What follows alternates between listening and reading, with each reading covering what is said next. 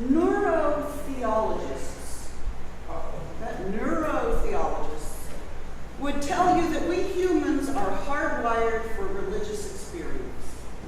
Studies of meditating Buddhist monks and Catholic nuns in prayer show that there's an increased activity in the frontal lobe, which deals with concentration, and an immense decrease of activity in the parietal lobe, which, among other things, orients a person in three-dimensional space. Brain activity indicates that they lose their ability to differentiate where they end and something else begins. In other words, they become at one with the universe, a state often described in a moment of transcendence. And I just thought it was mental illness. No, I mean, the actual changes in the brain, pretty amazing. Medical doctors and researchers can tell us that out-of-body near-death experiences can be triggered by stimulation to the angular gyrus in the right cortex, as well as by controlling levels of oxygen and other biochemical substances in the brain. There was somebody who stimulated, was a brain surgeon, and I don't remember his name, but he stimulated parts of this cortex over here, and people would have that sensation of seeing a light that you have right before you die. Psychiatrists have diagnosed Saul of Tarsus, later St. Paul, with epilepsy due to his symptoms of bright light and blindness on the road to Damascus. Posthumous diagnosis is a fascinating field, but what caught my attention this week was something that plagues religious people in our own time, something called Jerusalem syndrome. Anybody heard of Jerusalem syndrome? I have. You have. But I don't remember what I heard. This is why we love you so much. I don't remember much, but I was there. 60s syndrome, we call it. Yeah, 60s syndrome. Dan remembers, but say, I've got 60s syndrome. Okay. So here I am. I'm innocently reading this article in the Smithsonian Magazine about the Hidden Landscapes Project at Stonehenge. I think I passed the picture around there. With the help of ground-penetrating radar and GPS-guided magnetometers, archaeologists have created a 3D model of the 4 square miles around Stonehenge, revealing late Neolithic monuments, pits, segmented ditches, and pathways, all relating to the circular monument we know as Stonehenge. All of this relates specifically to the position of the sun on the summer solstice, the longest day of the year. And walking various trajectories of this triangle, it's discovered that the sudden appearance of the stones rising into view over a small dip in the Salisbury Plain can create intense emotion. The stones just seem to appear over the horizon. Whatever the ancient version of Jerusalem syndrome is, that's what it said in the magazine. Jerusalem syndrome. You have to say it with sort of a New York accent. Go drink coffee and have Jerusalem syndrome. What is that? Spiritual, emotional overwhelm at arriving at a holy site? No. Individuals with no previous history of mental illness who fall victim to a psychotic episode while in Israel, and especially while in Jerusalem, and recover fairly spontaneously, and then, after leaving the country, apparently enjoying normality.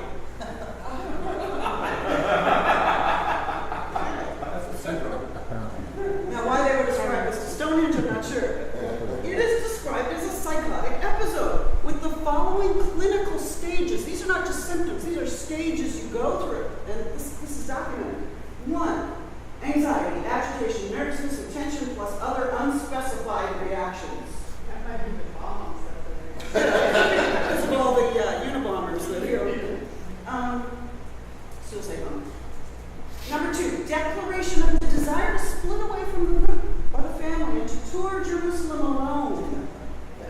Tourist guides aware of the Jerusalem syndrome and of the significance of such declarations may at this point refer the tourist to our Institution for Psychiatric Evaluation in an attempt to preempt subsequent stages of the syndrome. If unattended, these stages are usually unavoidable. So, number 3, a need to be clean and pure. Obsession with taking baths and showers, compulsive fingernail and toenail cutting. So now we get into obsessive compulsive behavior and cutting. Number 4, preparation, often with the aid of hotel bed linen, of a long ankle-length toga-like gown, which is always white. They start to create toga clothing. Okay, that's number 4. Excuse me. Then number 5, the need to scream, shout, or sing out loud psalms, verses from the Bible, religious hymns, or spirituals. Manifestations of this type serve as a warning to hotel personnel and tourist guides, who should then attempt to have the tourists taken for professional treatment. Failing this, the 2 last stages will develop. 6, a procession or march to one of Jerusalem's holy places. 7, delivery of a sermon in a holy place. The sermon is usually very confused and based on an unrealistic plea to humankind to adopt a more wholesome moral, simple way of life. This is in the life of Brian. This is in RC Psychology magazine. RC Psychology, what is that? Roman Catholic Psychology? I'm not sure. But it's one of the British medical journals. So, Royal College. Academy or something. Royal College, thank you. Jerusalem syndrome. Of course, forms of this syndrome have been observed in Jews, Christians, and Muslims, and in other places by other names. Florence, Italy, Paris, France, Mecca. So this reference to ancient people on pilgrimage to Stonehenge 5,000 years ago, experiencing an ecstatic or psychotic religious episode, describes an enduring and fundamental human trait or condition. Okay? Does it have to do with expectations? Does it have to do with memories or imagination? The article in Smithsonian talks about the processionality of the landscape, especially the subterranean landscape. How it would have guided thousands of people all at once to follow certain ritualistic pathways, like in Mecca, which is a large flowing spiral. It is a form of labyrinth around sites of ritualistic importance, burial grounds, perhaps sacrificial fire pits, and definitely in line with the pathways of the sun. And note that stage 6 of Jerusalem syndrome is a procession or march to one of Jerusalem's holy places. So how did this all come to pass? Did humans in the British Isles, like humans in many places around the globe, in a search for the meaning of their lives, and finding some sort of evident order in the movement of heavenly bodies and their relationship to certain landscapes, begin to travel according to a celestial calendar to said places, this one in particular, and over centuries reshape the landscape in permanent ways to guide ritualistic behavior and induce spiritual emotional states in individuals that would inform the rest of their short existence on the planet. Did you like that sentence? That was like 8 lines long. That was meant to induce a psychotic episode.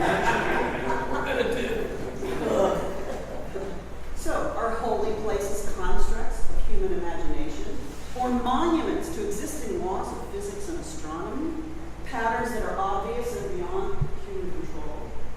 Is religious ritual a form of psychosis, a symptom of obsession or compulsion, a reptilian brain reaction like fear or awe? Somebody's nodding. Yes, it's that. Or is it a normal product of brain chemistry and formation? Or is it a long-standing form of crowd control and a way for a privileged class to impose a value system on a less privileged population? Or is it a standard human practice in research for the meaning of life rooted in ancient traditions? Guess what?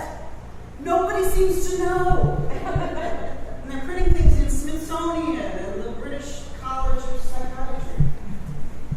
And everybody seems inclined to impose their particular professional criteria and standards onto both hidden and visible landscapes inside the brain and out on the Salisbury Plain, not to mention locations of Stations of the Cross or the various pilgrimage routes to holy sites in and around Jerusalem.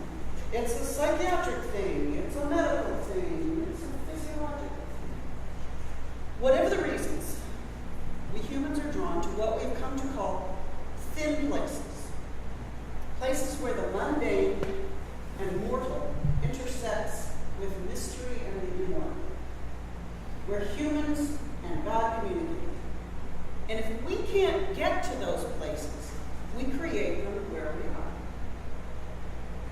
Judeo-Christian tradition, we've learned that the Hebrew people were nomadic, moving where the flocks and crops led them to live, and to settle temporarily in different places. And after spending some time settled in a holy location in Israel, first Babylonians and then Romans invaded and occupied and dispersed these people around the globe. So they learned to take their thin places with them to create their henge at home. Their markers were called mezuzahs, those two things there on the table. And they're placed on the doorposts of frames of homes and synagogues, as our text tells us to do. Hear therefore, O Israel, and observe these words diligently. The Lord is our God, the Lord alone. You shall love the Lord your God with all your heart and with all your soul and with all your might. Keep these words that I'm commanding you today in your heart, not just on the stones at Stonehenge.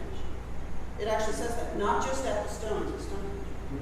Recite them to your children, and talk about them when you're at home and when you're away, when you lie down and when you rise. Bind them as a sign on your hand, fix them as an emblem on your forehead, and write them on the doorposts of your house and on your gates. So the mezuzahs are personal-sized henge stones, markers and reminders that